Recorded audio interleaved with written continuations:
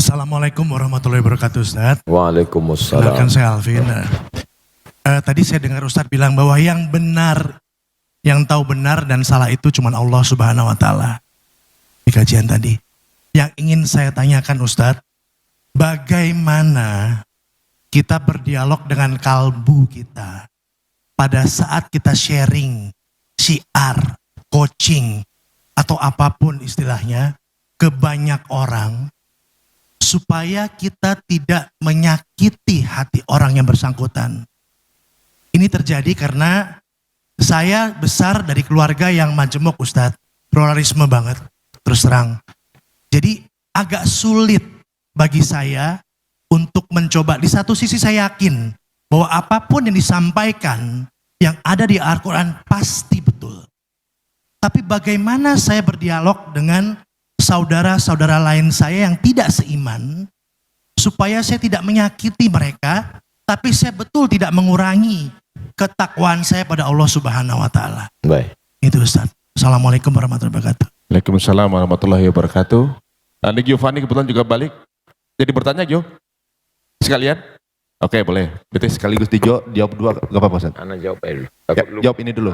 Oh takut lupa. Mas Alvin. Ya. Baik. Saya jawab satu-satu, saya takut lupa. Mas Alvin yang berkehidupan majmuk dalam keluarga, setelah pulang pengajian lalu memanggil keluarga-keluarga yang non-muslim, duduk sini semua, setelah duduk lalu disampaikan, Inna dina indallahil Islam. Agama di sisi Allah adalah Islam. Wa man yabtaghi ghairal islami dina. Siapa yang mencari agama selain dari Islam, falan yuqbala minhu, maka dia tidak diterima. Wa huwa fil akhirati minal khasirin. Di akhirat neraka jahanam tempatnya. Kira-kira apa yang terjadi? Selama nggak diupload gak apa-apa. Pertanyaannya, apakah yang disampaikan tadi benar? Benar. Ini kita bukan bicara masalah kebenaran tidak kebenaran, tapi dalam Islam diajarkan ud'u ila sabili rabbik, ajak orang ke jalan Allah bil hikmah wal mau'izatil hasanah, suri tauladan yang baik, santun, kelembutan. Saya cerita, ada seorang imam dari kalangan tabi'in, Nabi Muhammad SAW, di bawah Nabi sahabat Nabi, di bawah sahabat Nabi tabi'in. Orang yang ketemu dengan Nabi sahabat, yang ketemu dengan sahabat namanya tabi'in. Nama tabi'in ini Al-Imam Al-Hasan Al-Basri, meninggal tahun 110 Hijrah di kota Basrah, Irak. Dia rumahnya di tepi bukit sehingga tetangganya di atas, dia di bawah. Suatu ketika dia sakit, tidak keluar rumah, tetangganya turun dari atas, non muslim, menjenguk ke rumahnya, dilihat di ruang tamu, mana Hasan Basri? Ya tidak ada, dia di kamar, dijenguk di kamarnya. Hai Imam Hasan Al-Basri, ya apa kabarmu? Aku sakit. Itu di pojok rumahmu ada ember, iya. Apa itu ember? Menampung air dari atas. Air apa? Aku tidak tahu, aku tampung saja. Kalau tidak salah itu air WC. Air WC si non muslim jatuh menetes ke bawah. Lalu kemudian dia bertanya, berapa lama sudah kau menahankan air menetes ini? Ishruna sanah, 20 tahun. Ajaran apa yang mengajarkanmu seperti ini wahai Hasan Basri? Saksikanlah wahai Hasan Basri, asyhadu an la ilaha illallah wa asyhadu anna Muhammadan Rasulullah. Tersentuh hatinya karena akhlak dan kelembutan. Berapa banyak orang tua yang dulu kehilangan anaknya ketika orang tua itu masih satu keyakinan dengan dia, tak pernah datang, mabuk narkoba, tapi ketika sudah masuk Islam, membawa makanan, menyentuh kebaikan, memeluk ciumnya, karena Islam tak melarang putus hubungan walaupun beda agama. Akhirnya orang tua itu tersentuh, berkata, dulu kusangka kalau anakku pindah agama dia akan hilang, tapi justru sekarang kau makin dekat dengan aku, saksikanlah na asyhadu an la ilaha illallah wa asyhadu anna Rasulullah. Tapi sayangnya itu hanya di sinetron aja. Kita mau tunjukkan real dan nyata.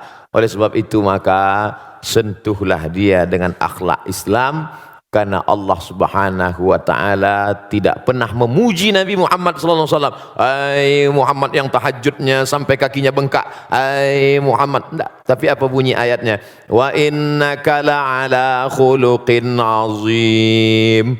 Sesungguhnya engkau wahai Muhammad SAW berakhlak mulia. Akhlakul karimah. Makanya Nabi itu datang, apa kata dia? Innama bu'istu liutammima makarimal akhlak. Aku datang untuk menyempurnakan akhlak. Anak Abu Bakar namanya Asma. Asma ini satu ayah dengan Aisyah istri Nabi, tapi lain ibu. Ibunya non muslim. Setelah Asma pindah dari kota Makkah ke kota Madinah, ibunya rindu, datang ingin menemui Asma. Asma takut bertemu ibunya karena non muslim. Akhirnya melapor ke Nabi, ya Rasulullah, ya ummi qadimat, ibu saya datang. Afa asiluha, ibu saya datang jauh dari kota Makkah, tapi saya takut menemuinya karena akidahnya berbeda. Bolehkah saya silaturahim dengan dia? Kata Nabi, apakah Nabi menjawab, ini pedang pancung kepala makmu. Kata Nabi, siliha, silakan sambung silaturahim.